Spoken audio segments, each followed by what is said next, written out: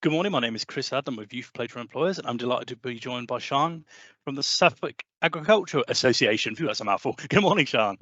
Good morning. Good morning. Thank you for giving up your time to speak to me this morning. And I guess my sort of first question has to be, can you tell me about your organisation and what it is you do? Yeah, of course. So the Suffolk Agriculture Association is the charity behind the Suffolk Show. So hopefully people might have been to the Suffolk Show or know about it. It's a 2-day country fair event, so held at Trinity Park in Ipswich, with the aim being to show people all about agriculture, farming, food. It's a great day out, lots of displays from motorbikes to combine harvesters. Animals as well. So we're the team that sits in the office that sort of works year round for the Suffolk Show, but also do different events at Trinity Park as well. And if we look at the team there, you must have, how do I put it, to get in all those various people and stalls and acts that you've just said for the Suffolk Show. I'm guessing you've got a varied team behind it. So what kind of roles do you have in that team to facilitate the Suffolk Show and the other events?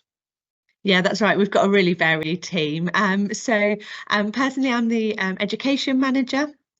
So as part of my role, we're all about the young people as well as adults, and just showing them what farming their food looks like. So that's all part of the Suffolk Show, as well as we've got teams in marketing, accounts. We've got people or a person who organises the trade stand, so gets the businesses and charities and organisations on board for the Suffolk Show. We've got a team member who deals with the livestock, so making sure that they're here for the 2-day event. But then we've also got a second team who deal with the Trinity Park events. So that's in our event centre and on the site. So throughout the year, we have different events. Like this weekend, we've got Kids Fest coming up. We have weddings and all sorts. So we've also got site managers who work to organise those events, and different tech people, bar managers, and so it's a real variety of different people that work for Suffolk Agriculture Association. Oh, thanks for that. That's really insightful. And being in a position where, as I say, yeah, being part of a team arranging a large scale event, as you say, all year round, there are certain skills that you think you'd need to have to work in that kind of role. Communication, a bit of organisation. What other kinds of sort of soft skills and personality traits serve you well as a team in arranging such events?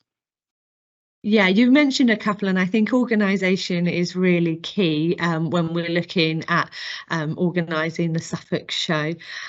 It's a big event. We have about 90,000 people come to the Suffolk Show, but it surprises some people that we've got year-round sort of work to do. So that organisation and the ability to keep working throughout the year for an event that's perhaps that's in May. So being able to work in planning and organisation for that event. You've also mentioned communication, which is another key one. So we need that in different ways. So for my colleague who works in trade stand, she's got to be well versed in speaking to businesses, encouraging them to come on board.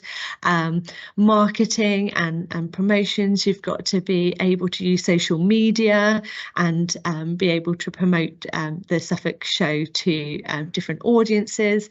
Whereas myself, who works more with schools and children, we've got to be able to speak to young people about farming, careers in farming. So there's a range of different communication skills that we need. And I just think as well, being personable, having good skills with other people. It's a job where you're working with lots of different people, like we've mentioned, a variety of different people. And we're working with volunteers as well.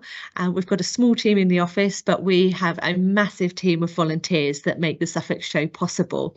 And some of them are involved at different levels throughout the year. But sort of the month of May, when the Suffolk Show is, we sort of triple, quadruple the team because we've got volunteers on board helping us. So the ability to work with volunteers and to work with people who've got a variety of different roles. And it can become really busy and really stressful over those 2 days.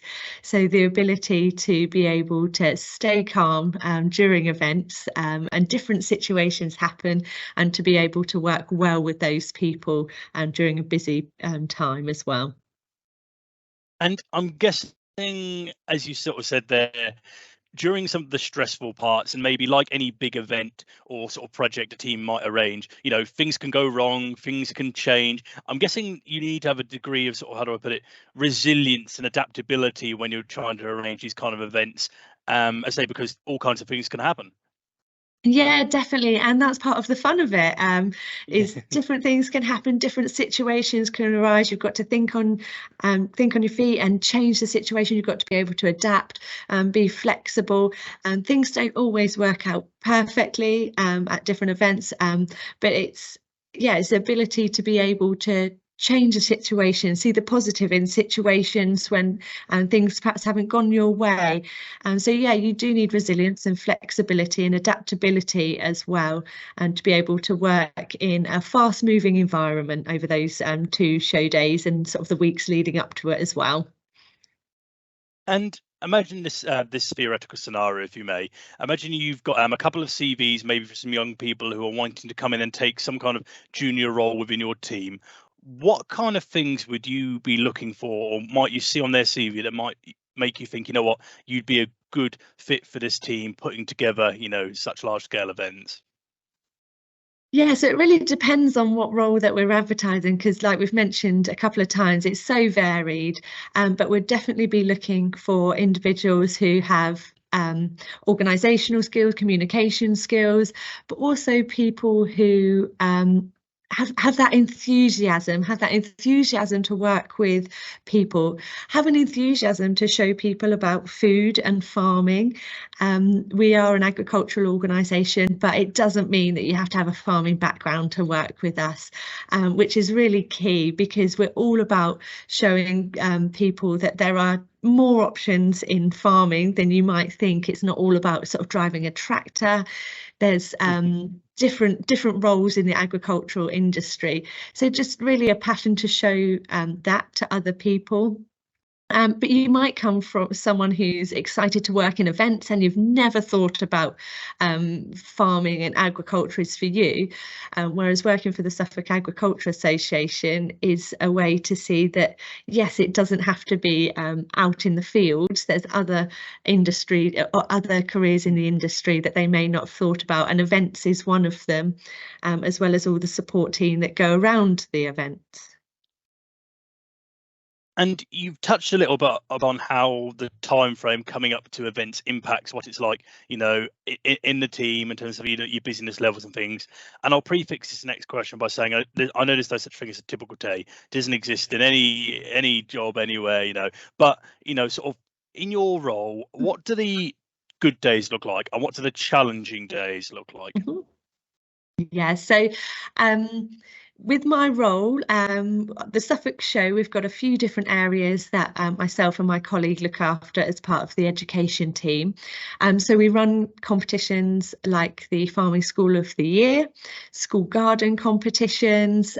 We arrange everything in our farm discovery zone, which is really to show young people so they can get hands-on with the animals and machinery. So a good day is sort of planning all of those exhibitors, experiencing young people enjoying those activities, schools enjoying those activities, coming along to the show, taking part in those competitions. That's a really good day. And because the Suffolk show is only 2 days, we have events throughout the year. So my favourite days are those event days. So we have School Farm Fair in April, which is where 4,500 primary school students come along to Trinity Park and kind of do a mini Suffolk show. So they all get a coach in, and they've got They go round with a farming steward, and they're taken around to different zones, like the food zone, the wildlife and conservation zone, and they get to learn about all those different areas as well. So that's a really good day, is seeing everything come into place that you've been working towards. So those events, or going out on a farm and taking school children out onto a farm as well. So for me, they're my favourite days. They're the good days.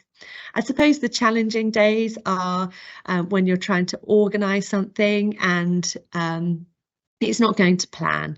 So exhibitors might not be able to come on a certain day. Schools sometimes have to change their plan. They can't get a coach because the coach company's busy, or a teacher's off poorly, so they can't come on the trip. And days like that is really difficult because you've put lots of work into making events or planning things, and yeah, it doesn't go to the plan that you set out. But like I say, it's having that adaptability and resilience to see, actually, we can still make this work, we can still do something different. So yeah, they're the perhaps more challenging days, but the variety is just great fun. And that sounds like something, you say, because you've learned about it from, doing the role, experiencing the events. And it leads me quite well onto my final question, actually. And I've asked this to all the employers I've spoken to, which is, if you could go back, Chan, and speak to, say, 17, 18-year-old Chan, you're about to go out on your sort of career path again, taking into account sort of roles you've had, mistakes maybe you've made, learned from, successes you've had, what's the one piece of career advice you would go back and give your younger self? So I was someone that really didn't know what I wanted to do when I grew up. I'm quite envious of people who, when they're younger, say, I want to be this when I grow up. I've never really known what I want to do. I was really fortunate to grow up on a farm, so I suppose that's influenced some of my career decisions. So I have worked in our family business, which was really influential on my decision as well to move into the career that I'm in now. So my bit of career advice, I suppose, is to go out there and look at all your options, get work experience, and it's just as important to understand what you don't enjoy. So perhaps you might take a part-time job that you don't enjoy, but it's showing you that perhaps that's not the career path for you. I think many of us can think of jobs where we've not enjoyed it, or not enjoyed particular aspects of the role, but that's okay, because that's real life. And going out and seeing what your options are, like I say, work experience, going and asking your careers advisor, looking online at different job options, because a career that's out there or could be out there in the next sort of 10, 20 years might not even exist today. And that's so true on farming, with all the technology that's coming into place. There's jobs now that people didn't think they'd be doing sort of 10 years ago. So yeah, check out all your options, get as much advice as you can, and try things out. And yeah, just work out what you enjoy and what your skills are. And it doesn't matter if you change your jobs, change your career path. You don't have to set out at 16 knowing what you want to do and staying in that till you're 60. There's no harm in moving to something that you prefer, or something that will utilize your skills better. So yeah, hopefully that's helpful advice to some of the young people that are watching.